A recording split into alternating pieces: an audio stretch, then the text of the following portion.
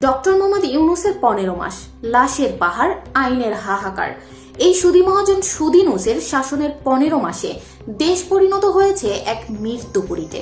মাত্র ১৪ মাস, সারা বাংলাদেশে ৪,১৭৭টি হত্যাকাণ্ড, শুধুমাত্র ঢাকাতে ৪৫৬টি হত্যা মামলা, প্রতি মাসে গড়ে ৩৩টি খুন। মানবাধিকার সংস্থার তথ্য অনুযায়ী গণপিটুনিতে এই ১৪ মাসে খুন হয়েছে ২১৬ জন। পুলিশ বলছে আগস্টে লুট হওয়া মারাত্মক অস্ত্রের ২৫% এখনো উদ্ধার করতে পারেনি তারা। আর ইউনূস ক্ষমতায় এসে যেসব শীর্ষ সন্ত্রাসীদেরকে মুক্ত করে দিল, তাদেরকেও নিয়ন্ত্রণ করতে পারছে না পুলিশ বাহিনী। এটাই দেশের আইন শৃঙ্খলার খণ্ডচিত্র। নদীতে মাছের চেয়ে লাশের সংখ্যা বেশি। খুলনায় এক বছরে ৫০টি লাশ। ডয়েসেভেলের তথ্য অনুযায়ী ২০২৫ সালে প্রতি মাসে গড়ে ৪৩টি লাশ পাওয়া যাচ্ছে নদীতে। কিন্তু প্রশ্ন হলো, এত লাশের মধ্যে অপরাধী চিহ্নিত হয়েছে কতজন? উত্তর ২০%-এরও কম।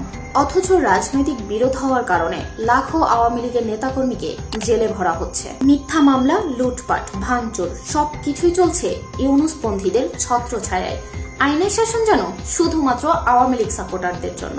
গত বছর যারা বৈষম্য বিরোধী আন্দোলন করে স্বপ্ন দেখিয়েছিল, সেই বিবিএ পাস বিকল্পরাই এখন কোটি কোটি টাকার গাড়ি, বাড়ি, সম্পদ, ব্যাংক ব্যালেন্সে মত্ত।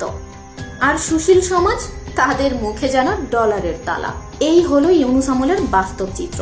ড্রেনে লাশ, নদীতে লাশ, রাস্তায় লাশ, বাড়িতে লাশ, ঘরে লাশ, আর দেশের উপরে চলছে এক ভয়ঙ্কর পরীক্ষামূলক শাসন।